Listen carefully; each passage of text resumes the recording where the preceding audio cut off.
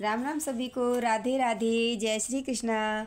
आप सभी का स्वागत है हमारे यूट्यूब चैनल आरजे कथा कीर्तन में। तो आज हम आने वाली पुत्रदा एकादशी की कथा श्रवण करते हैं। कथा में बने रहिएगा। बोले श्री कृष्ण भगवान की जय, श्री विष्णु भगवान की जय। तो बने रहिएगा हमारे साथ कथा में। अगर कथा अच्छी लगे तो इसे आगे भी शेयर करिएगा ताकि सभी लोग इससे लाभ उठा सकें।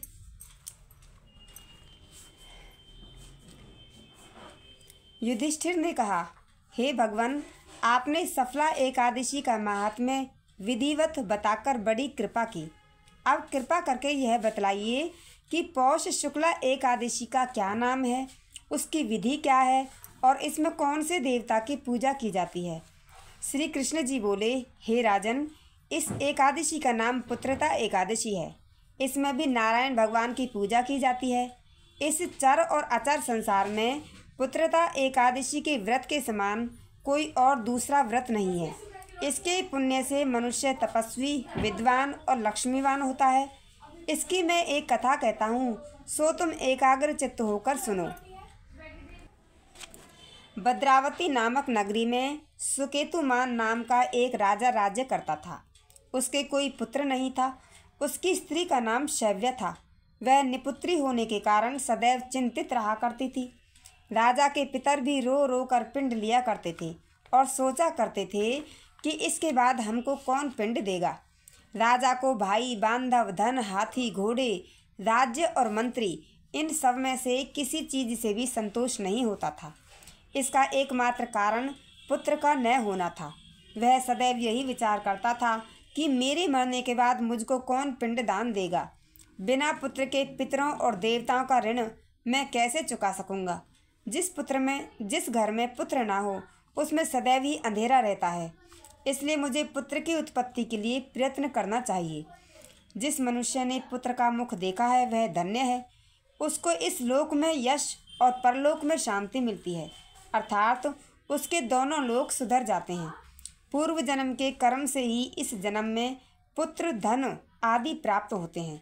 राजा इसी प्रकार दिन रात चिंता में डूबा रहता था।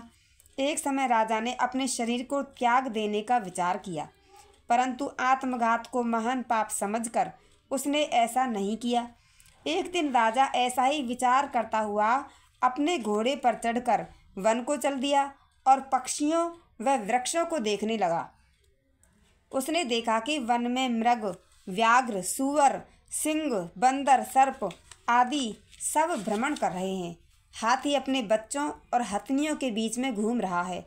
इस वन में कहीं तो गीदड़ अपने कर्कश स्वर में बोल रहे हैं, कहीं उल्लू ध्वनि कर रहे हैं। वन के दृश्यों को देखकर राजा सोच विचार में लग गया। इसी प्रकार उसको 2 पहर बीत गए। वह सोचने लगा कि मैंने कई यज्ञ किए, ब्राह्मणों को स्वादिष्ट भोजन से तृप्त किया, फिर भी मुझको यह दुख क्यों प्राप्त हुआ। राजा प्यास के मारे अत्यंत दुखी हो गया और पानी की तलाश में इधर उधर फिरने लगा।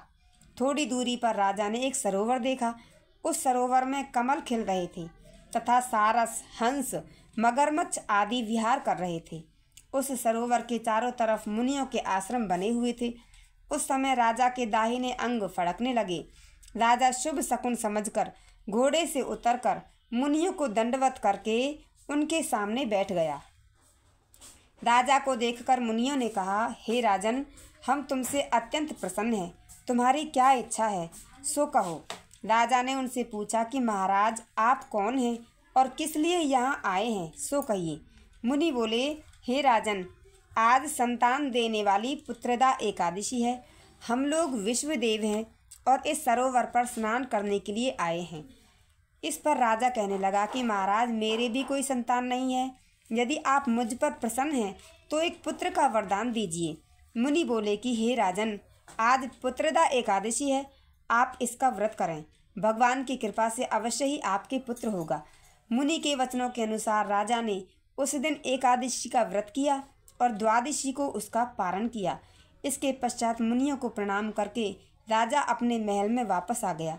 कुछ समय के पश्चात रानी ने गर्भ धारण किया और 9 महीने के पश्चात उसके एक पुत्र हुआ। वह राजकुमार अत्यंत शूरवीर, धनवान, यशस्वी तथा प्रजापालक हुआ। श्री कृष्ण भगवान बोले, हे राजन, पुत्र की प्राप्ति के लिए पुत्रदा एकादशी का व्रत करना चाहिए। जो मनुष्य इस महात्म्य को पढ़ता या सुनता है उसको अंत में स्वर्ग की प्राप्ति होती है।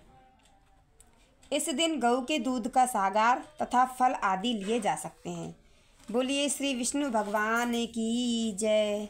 एकादशी महारानी की जय। तो ये थी पुत्रदा एकादशी की कथा। इसे श्रवण करिएगा और आगे भी शेयर करिएगा ताकि सभी लोग इसका लाभ ले सकें। जय श्री कृष्ण। राधे राधे।